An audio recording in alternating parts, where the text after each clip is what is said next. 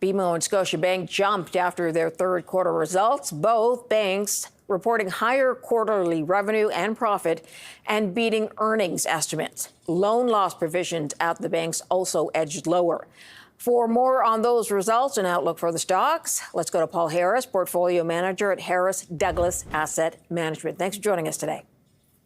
My pleasure. Let's start with BMO. Their strong earnings beat was driven by its American division. But what is the outlook for their domestic business?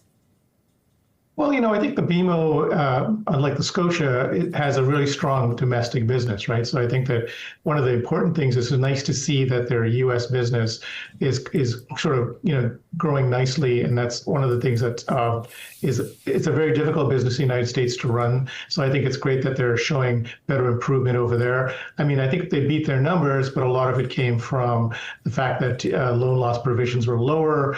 I think the other thing about the BMO, which is very good, they increased their share buyback to $30 billion from 20, which I think shows, they've got strong capital. So I think they can continue, they can do that. Like a lot of Canadian banks, I think can afford to do that. So I think that, and I think these banks are not expensive. They're trading at, I think the BMO is trading at 1.5 times book. It's got a great dividend yield. It's trading at about 12 times earnings. So I think, I think their outlook looks pretty good over the next little while. I think we're always worried about kind of slower growth in this country because of the tariff issues, et cetera. But they seem to be able to weather that. And the fact that loan loss provisions have come down, I think, bodes well for the bank going forward. Yeah. What does it tell you that both of them had lower loss provisions?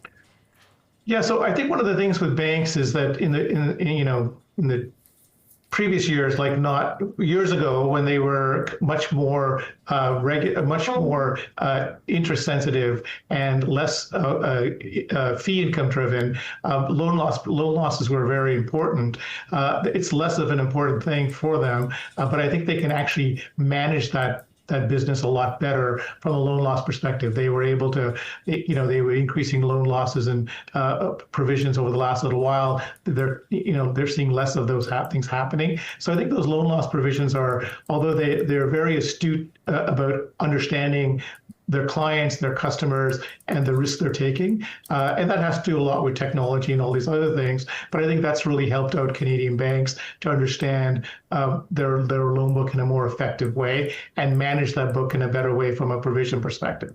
Okay, Scotiabank's beats being considered broader than BMO's. What are the differences you noted in their results, Paul? Well, the only thing I would say with the Scotia is that, and you mentioned it earlier on at the top of the call, is that Scotia really underwhelmed sort of on their Canadian business. I think capital markets did well for them, but their Canadian business, on the retail side, on the wealth management side, still lacks kind of the robustness of these other banks in Canada.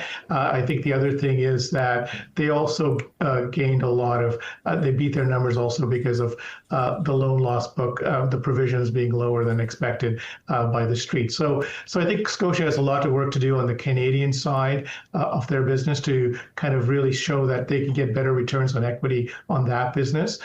So I think that's where they're kind of, if you're looking at both those banks, the BMO is in better shape on the Canadian side, and they've got this growing U.S. business along with, and in Scotia, I mean, the Bank of Montreal actually did quite well on their wealth management business as well, and they bought Burgundy, so you'll see hopefully some, better numbers from that as time goes on as well on the wealth management side. How dependent are they on the Bank of Canada and the Fed rate cuts that are possible in September?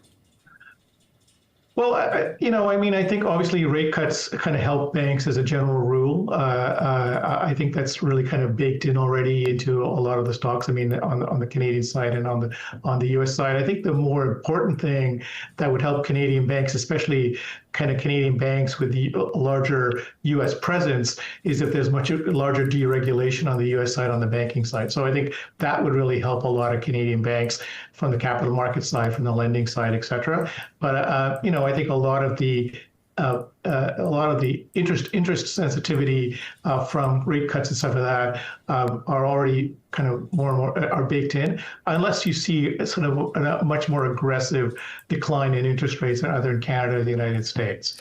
Wondering whether at this point, with the bank's value, for example, Royal Bank getting so high, I'm wondering if you are trimming back at all on banks. What would you do with Scotia and BMO in the portfolio today? So we own them we own both those banks in our dividend portfolio. I mean, I think that banks have been over long periods of time great businesses in this country.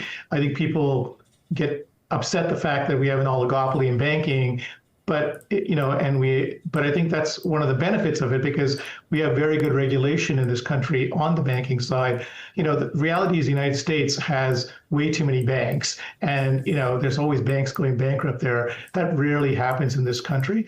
And so yes, we have a very tight banking network, but it's very well regulated, and I think that bodes well in the long run for the Canadian economy and for the Canadian banking environment. So I think you can really own these things for long periods of time. They've had, over long periods of time, they've generated great returns on equity. They've, they're not trading at very high multiples. They've always paid you very good dividends, and they could given their capital ratios, they could certainly increase their dividends on an ongoing basis, I think, and buy back their shares. So they've been very good investments. Yes, obviously there are periods of time where it's been difficult for banks, and a lot of times it's been because there's been issues in the United States with their banking, and people kind of take that and look at the Canadian Bank and say, oh, Canadian Bank's going to have the same problems. And that's not the case ever. Like if you saw with the Silicon Valley Bank and all those things had nothing. Those things should not have. They affected Canada from a stock price perspective, but they didn't affect Canadian banks from a fundamental running of their business perspective. So I think people kind of bring those two things together, which is unnecessary and wrong. Okay, we do have to leave it there. Paul Harris, appreciate you joining us on this. Paul is a portfolio manager at Harris Douglas Asset Management.